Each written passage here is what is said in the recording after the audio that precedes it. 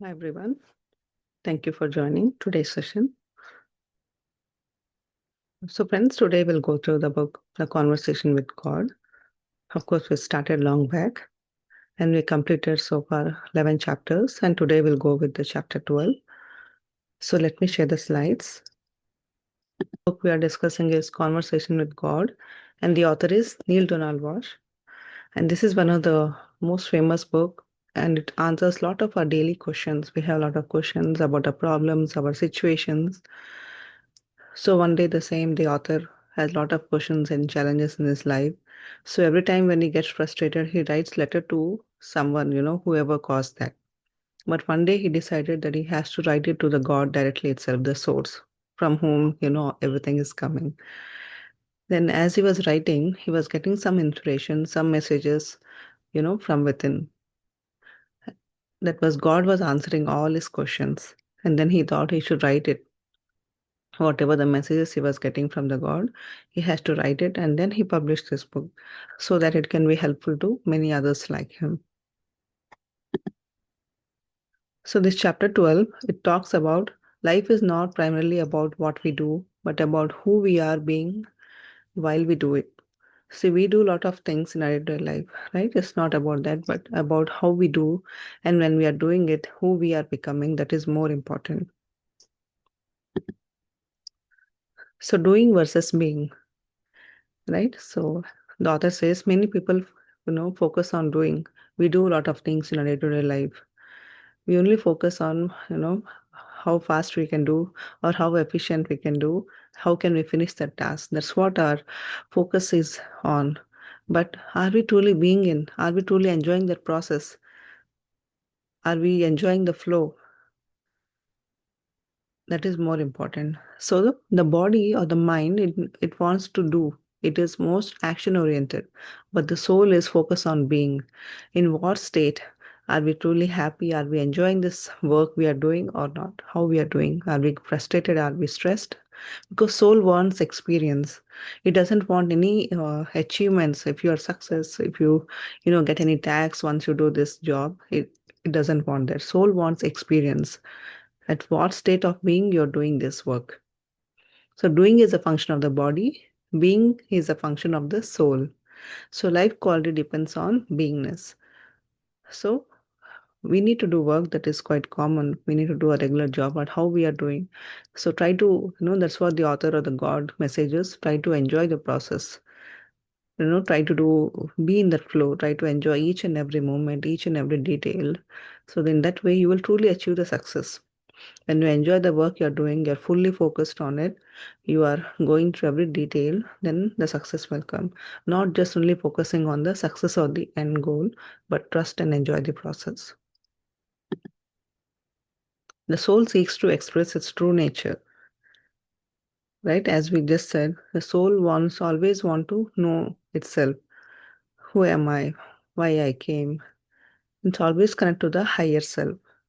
Right? So the body and mind is only in the present, in the physical things, but the soul wants to know itself, recognize, realize itself. The soul seeks to experience God or the divinity or the ultimate consciousness. That's what it wants to experience. So there is nothing to attain but to experience. Everything is experience, good, bad. Everything is part of experience. What you're learning from them, what lessons you are gaining from them, how you feel during that experience. So that is what it is. So being comes before doing, right? Once you feel, see, many people see how we think is what we do, right? So that's why being comes before. If any task or anything, a job is there, just before doing how you feel, why you want to do. Yes. So the thought will naturally come. You might be happy, you want to do it, or you might be sad, or you might be anger, or if you might be in a stress state to finish the job and then you start working on it. So the being state will already start before you do that. But how you change it, how you mold it, it's up to you. So life is a self-discovery. The more you go within, the more you realize, the more you understand who am I, what I'm doing, then definitely everything will fall in place and you can enjoy and go with the flow. So success comes from who we are being. As we said, When we enjoy and when we do everything, then definitely the success will come. So money is judged as evil. God is judged as good. So people separate spirituality and wealth, right? So here author is saying everything is part of this. So no need to judge, money is good or not, God is good or not, right? It's how we define. Every person has a different perspective. I may think in a different way, you may think in a different way, but ultimately the success or the process will come from how we define or how we take this in our life. So good work is undervalued. So most of the time, right? People only see, you know, uh, how fast I can achieve the success or how I can do. They don't try to focus on the type of work, the quality of work they do. That's what the main problem is happening. So once we focus on the quality of the work, then definitely the success will come. So inner conflicts blocks the abundance. Once we remove the, you know, whatever the limiting beliefs we have, the negative thoughts, then success will come. Once we change our mindset, or change our intentions, or change our emotions towards the work or towards the doing, and when we change our state naturally, then we ultimately go into that being state, then whatever we do will turn into success. The role of body, mind, and soul. The soul indicates the desire.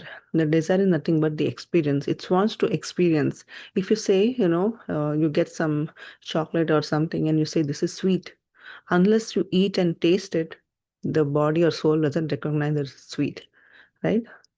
If the salt, you taste it, then you know that it's a salt. So everything is part. The soul wants to experience each and everything, not just from words or, others' experience. It won't get satisfied. It wants its own experience, its own conviction. And mind chooses to make a decision, the choices. And the body acts based on what the mind thinks, right? So if there is harmony between all of these three, then we have a good, fulfillment and harmony in our life. If there is any disbalance between these three, then we create chaos in our life. Suppose if the soul wants, some kind of happiness by doing some work, and the mind chooses, and if the mind has, fear, how can I do it? It's stressed, and the body, you know, the actions will how if the mind is thinking, it's fear whether I'll do the job, how can I do the job, and it's under stress, then what happens? The fight or flight mode comes. So whatever we do, the body cannot function properly, cannot work that much efficiently. Something wrong will happen because the three are not in the harmony. So when the body, mind, and soul, what we think, what we do, and what we be, when everything is in harmony, then the work will be efficient. So conscious creation is the goal. So a goal is not stressful creation, but consciously being in the present moment. And when we do things, when we create, that will become the ultimate goal. The creative power of thoughts. So thoughts are creative. We already discussed in many of the books and in the wisdom sessions. So thoughts are very powerful. What we think is what we attract, right? So that much power is to create. Everything starts from a thought. If you want to eat something, if you want to drink water, if you want to buy a house, everything, the scientist who invented a lot of things, right? Everything started from the thought. Somewhere deep inside, they got a thought, they had a vision, they had an idea. That's how it came into reality, right? Actions are creative. So based on a thought, then what we do are words, then we speak about it, we explain people about it, that this is what my intention, this is what my vision is, and then we start working on it. So everything are creative. We are creating through our thoughts, words, and actions.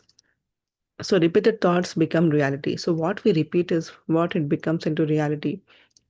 So instead of thinking about the lack, I don't have this or I want this, if you keep on asking, I want to become success means what universe thinks is right now you don't have. You're you're showing that right now you don't have success. That's why you're running after the success. You want success. So if you change that I am successful, that means right now you're already successful, then universe will give more and more of what you are, showing or what you're expressing. If you say I want success, that means you are showing that you have lack. You are not successful yet. And it will give more opportunities where you are not successful. Instead, if you say I'm successful, then it will give more opportunities that make you more and more successful. So choose the right kind of thought and repeat it more oftenly, then the things will start happening in your life. So conscious thinking matters. Be conscious about what you think. Sometimes we say a lot of words in jokes. We think we make fun. We just think they are joke. We are, talking with our friends or family. But every time we are repeating those things, we are consciously creating our things, our future. So be conscious. Be serious about what you're asking, what you're expressing, because everything is creating in the universe. So, gratitude and conscious creation. So, gratitude is more powerful. As I just said, that instead of saying I want successful life, just say I'm successful and be gratitude, express gratitude that thank you, universe, I'm successful in whatever I do. The more you express gratitude, the more, things start happening in your life. That means universe thinks that you have enough. You are grateful for what you have and you are already enough. Then you will achieve more and more abundance in your life. So appreciation changes the perspective. Faith supports creation. When you trust the process, when you have faith, and be grateful for your current situation also. Say, I'm successful. Okay, right now you're not successful, but you are creating the thought. You're creating that affirmation in yourself, and also be grateful about your current situation. Right now, whatever you have, be grateful for that and be grateful for the coming future also. In that way, you will attract more and more things in your life. So choose rather than want. So choose what, you're already there instead of just wanting more and more things in your life. No need to ask. Just be gratitude, then you will get more and more things in your life. Live from trust, not from expectations, not from lack. So live from trust, live from abundance, live from gratitude, the highest states of elevations. So balancing the body, mind, and spirit. So your author or the God says spiritual growth requires balance. Many people they run after, the materialistic success, after money, positions, and all, and they ignore the spiritual growth. They ignore their body also. So many people they don't take care of the body. They only run after this success, work, and everything. They ignore spirituality. They ignore their body. And few people they only go into spirituality. They think that is the only thing. They forget about, their day-to-day activities, their responsibilities. So earning money, doing job is not bad, right? So we have to balance everything. So either way, if you go into extreme of these things and ignore the other part, then we create imbalance in our life. To have the proper and righteous growth in spirituality or everything, we need the proper balance. We have to take care of the body needs, the mind, the spirit, and the soul for everything. So body is also important, right? Even if you want to grow spiritually, your body has to support. You have to eat the right kind of food, take care of it, get enough rest. And to take care of the body, you have to have minimum, things so that you can your basic living is important. So need to earn money, you need to do your work, you need to do your job. At the same time, spend enough time into your spiritual growth also. So no need to ignore anything, no need to leave anything, but have the right balance in each and everything. So avoid extremes. Don't go too much extreme in either of the things. Just have the right balance in everything. Live with proper integration.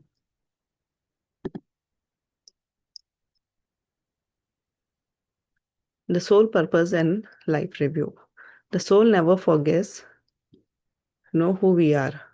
The soul always remembers. Even if we forget the soul, because it's always connected to the higher self, the soul gets that messages, right?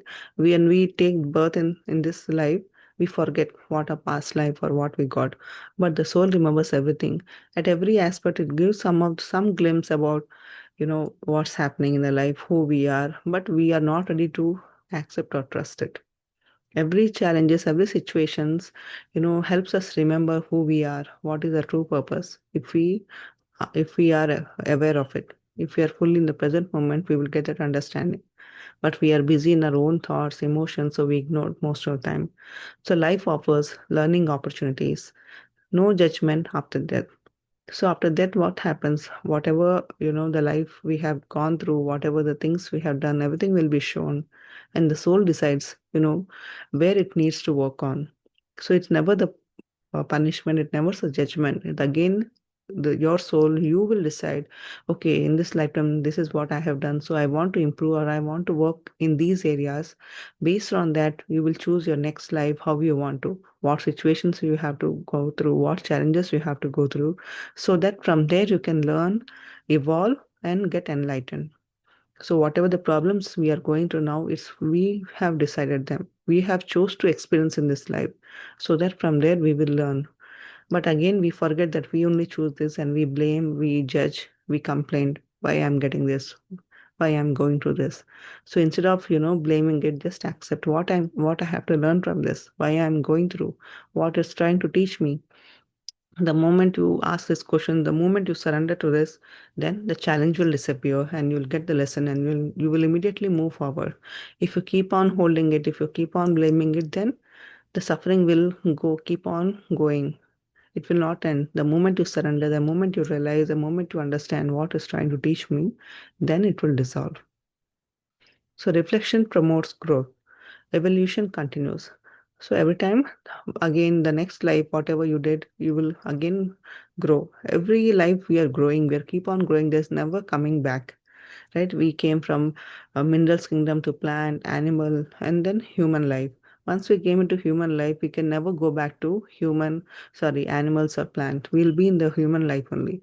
But how we make the conscious choices and realize, the earliest we realize, then we keep on moving. Again, we come back in this, we keep on taking the birth again and again, and we learn. So this is never a punishment. It again, the universe is giving us opportunity to come here and learn and go back. So follow what you truly love. So most of the times we do many things that we don't love. Then what happens? The body, mind, and soul are not aligned. The mind says something, the body, you know, desires to do something, and the soul wants to experience something. But when we truly love what we do, then everything aligns properly. So joy is birthright. So everyone's birthright is to be happy, to be joyful, to enjoy your life. So work express identity. Based on your work, how you do that, it shows your identity. See, many times it's not about tax or resignation that show identity, but who you are, how you are, talking to people, how happy you're enjoying your life, that shows your identity. So happiness comes first. Being determines doing.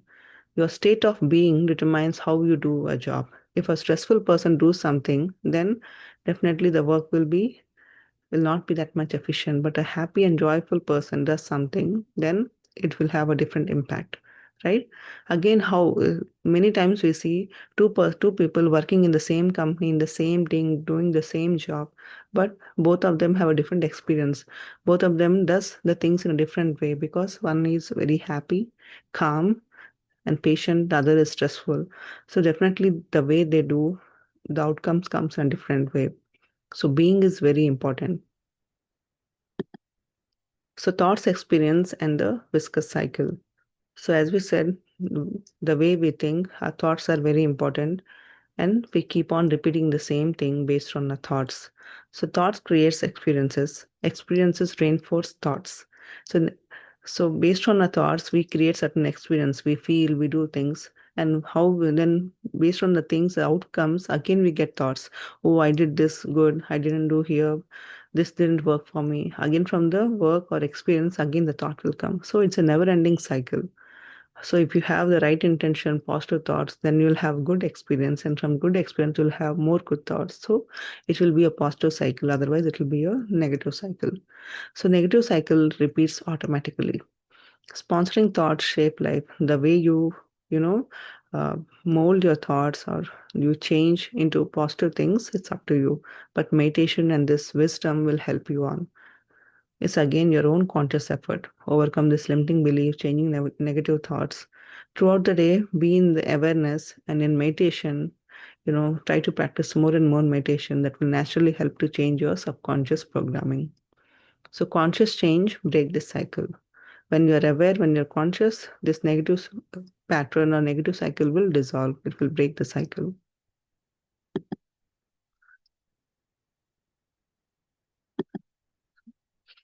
So the new thought and human evolution. So old thoughts limits the humanity. right? Whatever the previous thoughts we are having, it again just limit our evolution because we are again coming from the same previous programming in from many lives, right? We are getting the same pattern. So most of the time we attract similar situations because in the past lives or in, we are carrying the same pattern. The moment we realize and be aware and change the pattern, so everything will dissolve. Our karmas or the patterns we are carrying, everything will dissolve and we get that realization immediately. It's only that awareness will change that or break that pattern. New thoughts create evolution. Consciousness must change. So, how we can change the consciousness? By doing more and more meditation, by reading books, by expanding our knowledge and wisdom. That means we're expanding our consciousness also. Act from abundance and trust, not from lack and disbelief. Growth begins with awareness. The more and more we are aware, we are in the present moment, then definitely the growth will happen. So, friends, the key takeaways from this chapter is life is about being, not just doing, right? Being completely involved in that work, how we are enjoying, that's what it defines. Thoughts, words, and actions create the experience. Right? When all are aligned, then we have a good experience. We have the creative experience. Follow your joy and express your true self. And some of the reflection points to reflect upon. What qualities am I expressing most often? Fear, frustration, love, compassion, or joy? Am I focusing more on what I'm doing or on who am I becoming? So when you're doing certain things, right, based on your thoughts and emotions and your being state, you are becoming something, right? So just focus on who am I becoming. By doing this work, what will happen? Who am I becoming? I'm becoming the best person, I'm becoming the happiest person, or I'm becoming the stressful person, or I'm becoming the successful person. What is the end result? Right? It's not the success, but who am I becoming at the end? Just focus on that. That will give you an answer. Does my work and daily life reflect my deepest values and authentic self? So just reflect on these questions and see what you get. So thank you, friends. I hope this was helpful. So if anyone has any questions or want to share, you can unmute yourself.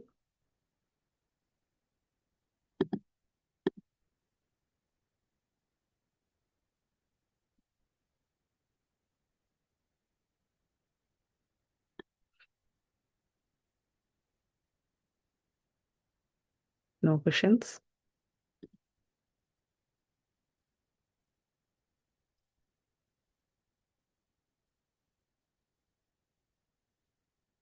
So, okay, friends, if there are no questions, we'll go into the meditation. But yesterday, I got an opportunity to visit the Maharshi University near the Iowa. As you all know, our Master Chandra sir and the team, they came to St. Louis. So yesterday we went to the Maharshi University. They welcomed us. They showed us all the campus, and we got to do a meditation in the dome. They were so powerful. We just did for 10 minutes, but the experience was very powerful. There has been doing meditation from past 50 years. This was the first university here in US which started spreading transcendental meditation to the Westerners. And we met to Dr. John, who was a physician and research who conducts in the in that university. So he shared a lot of wisdom about our ancient Vedas, Ayurveda, and about meditation. So much wisdom and so much learning. So it was a wonderful experience to visit that place. So if you ever get a chance, try to visit.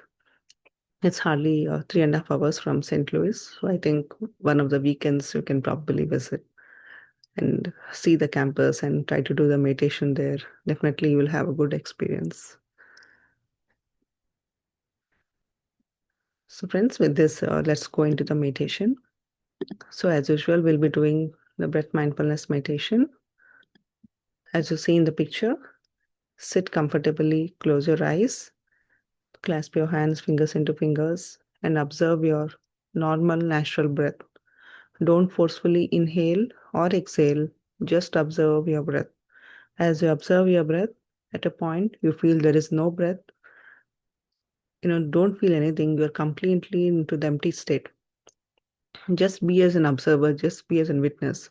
If you can't find the breath, no, don't try to feel it. Just be in the state. Unless you get thoughts or you feel that you are getting into thoughts, then gently bring your attention back to the breath. Otherwise, once you're in empty state, just be in that state. No need to analyze, no need to think. If you get any visions or any experience, don't judge, don't analyze, just be there. Once you come out of the meditation, you can just reflect. How did you feel, or what did you see, or what experience you had? Okay, I'll play the music and let's do this meditation.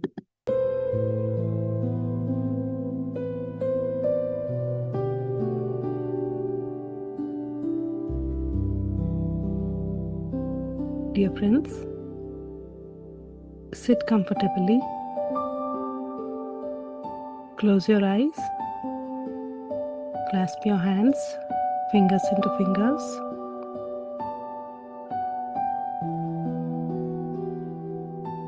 Just relax. Scan your body from head to toe. Just go through your body from head to toe. Observe each organ's sensations.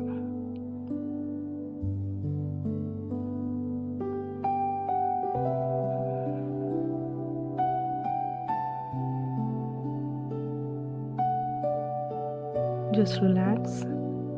And now observe your normal, natural in-breath and the out-breath.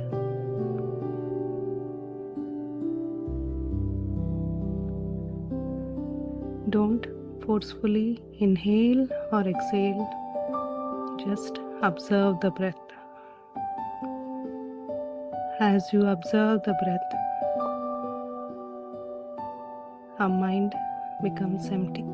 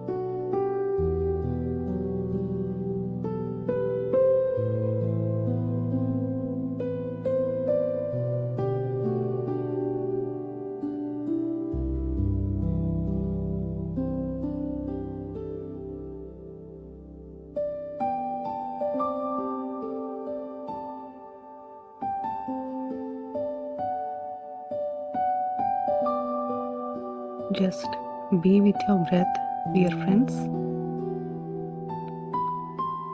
Let thoughts come and go. Don't get attached to it. Don't get carried by your thoughts.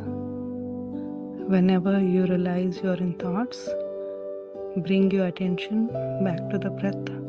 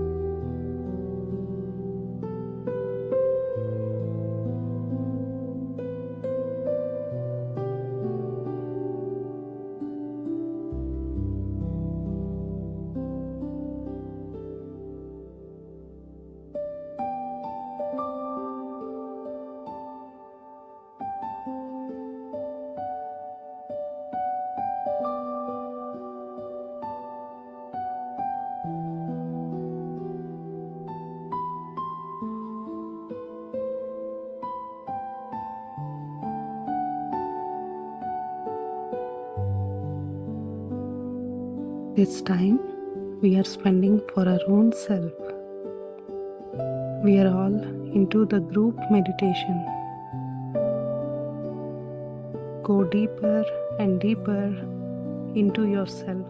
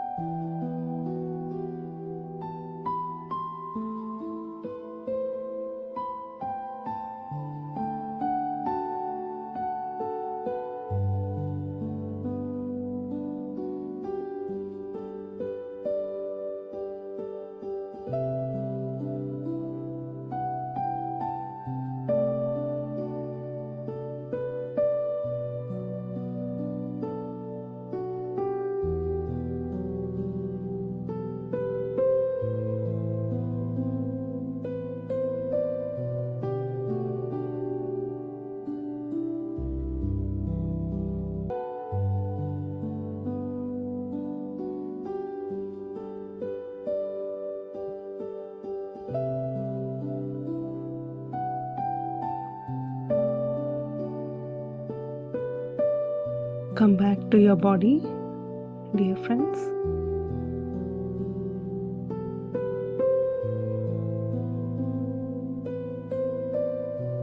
Recollect your experiences.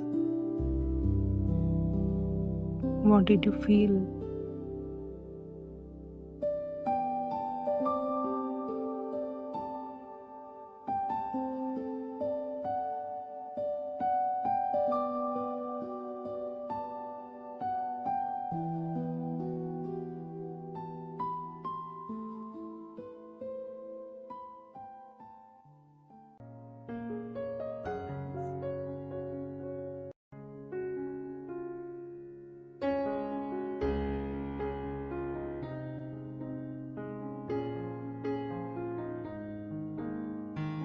Friends, at this moment, express gratitude.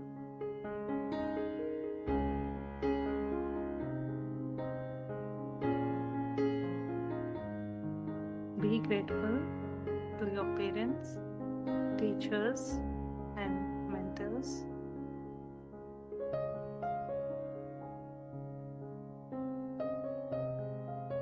Be grateful to your family members, friends, and everyone you know.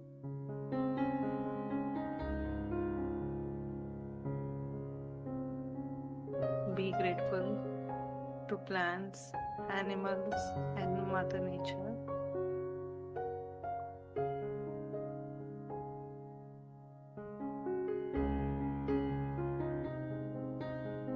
Be grateful to all the technology and devices which we are using, through which we are all connected.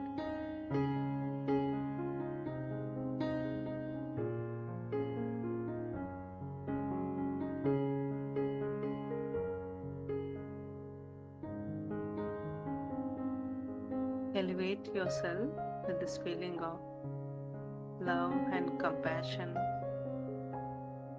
and feeling of oneness with each and everyone.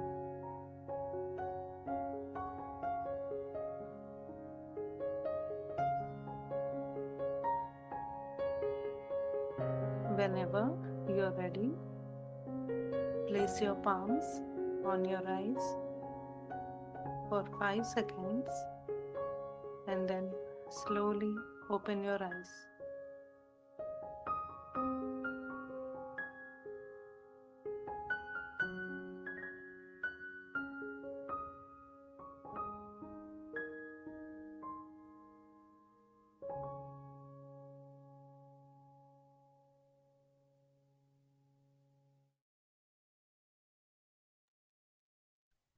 Thank you, everyone. We'll meet you all tomorrow at the same time.